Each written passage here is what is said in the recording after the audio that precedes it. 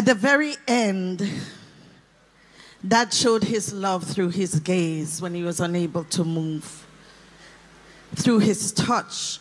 When he gripped your hand or your finger with that right hand, trust, it was hard to get that hand or finger back. Even when visitors came to see Dad during his illness, he would, if he was able, bless them, pray for them, and minister to them.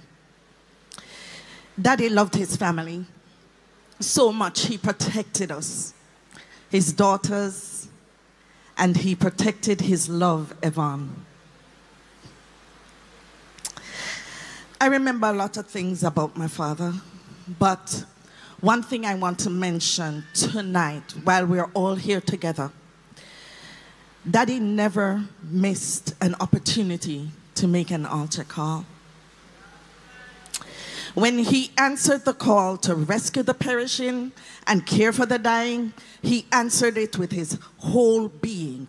And it was his practice to never close a service without saying, is there anyone here tonight who would like to make a decision to follow Jesus?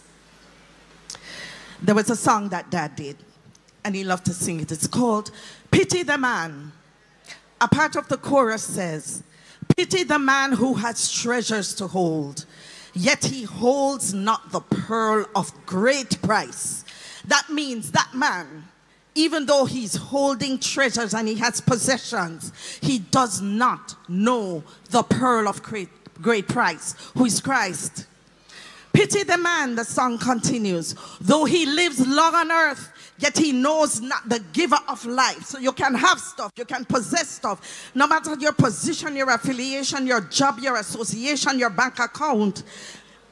Pity the man who, though he lives long on earth, yet he knows not the giver of life. That is serious. So you see, you may have life, you may be living, but if you do not know Christ, I have permission based on this song to pity you. But pity goes beyond that. As believers, we can pity people, but what are we doing about it? What are we doing to win the lost and rescue the perishing? What is it that we're doing? And the truth of the matter is, by virtue of doing nothing, if we're not pointing people to heaven, we're telling them to go to. And that's the truth.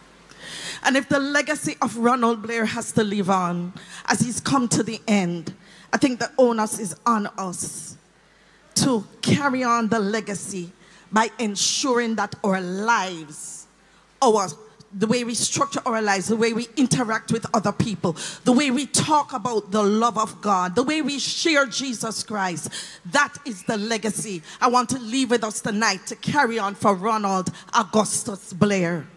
If he has made an impact in your life, if you've been saved through his ministry, if he's planted something in your life, at the end of his life, carry on his legacy. Rescue the perishing.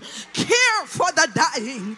People are dying around us every day. Our relatives are dying in sin. Rescue the perishing. Care for the dying. People are on their way to hell, and we have to do something about it. The world is dying. We are children of God. It is the Great Commission to carry the call. And so my call to you is carry on his legacy. It is his life to win the lost. He cared about people. He loved people.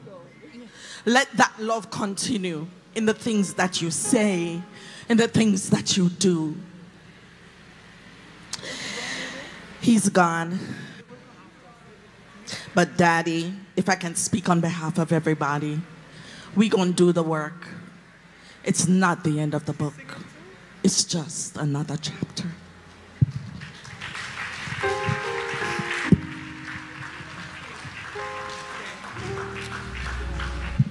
Thank you, Jesus. Thank you so much, Delva.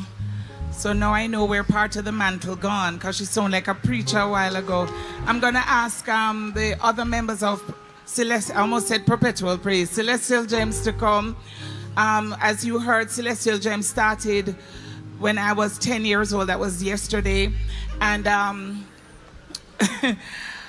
our dad was such a good leader and guide. He took us on tour to Cleveland, Tennessee at Lee University, and all the way through Georgia, Florida, coming down. And the group started with 5 of us and then grew and then developed into another group called Promise and another group called Sons and Daughters. But Dad and Mom were always and then Perpetual Praise, were always there to support us. We hope that this one will be a message that will resonate with you. It's the trials that make pure gold. Dawn, Lorraine, Charmaine, Shireen, Donette, you know her, Celestial Gems, original and continuing group. Praise God. There are trials in life that seem more than I can bear, and there are heartaches beyond compare. Without trials in my life, I may never bow in prayer, and I might never know that my Jesus really cares. For it's a trial that bring us close to heaven, and it's a trial that bring blessings untold, and it's a trial that bring us close to Jesus, and it's the trial that made pure gold. Without trials in life, I may never bother to call on the Lord, and I would never know the joy of answered prayer. Lorraine, tell it now. Without trials, yes, in life.